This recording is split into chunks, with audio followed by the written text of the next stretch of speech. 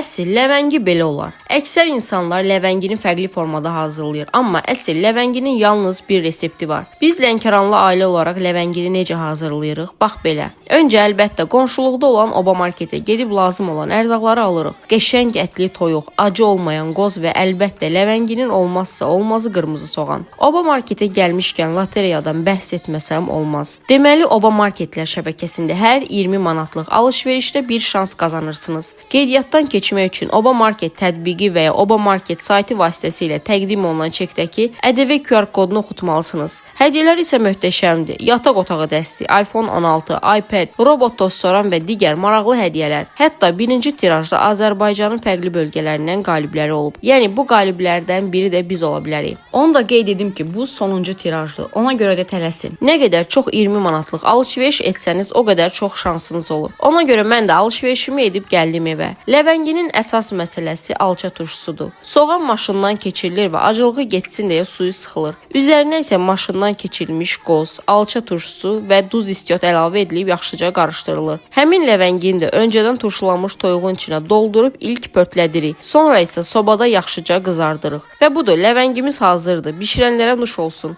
Əsl ləvəngi üçün uzağa getməyə ehtiyac yoxdur. Oba market qonşuluqdadır.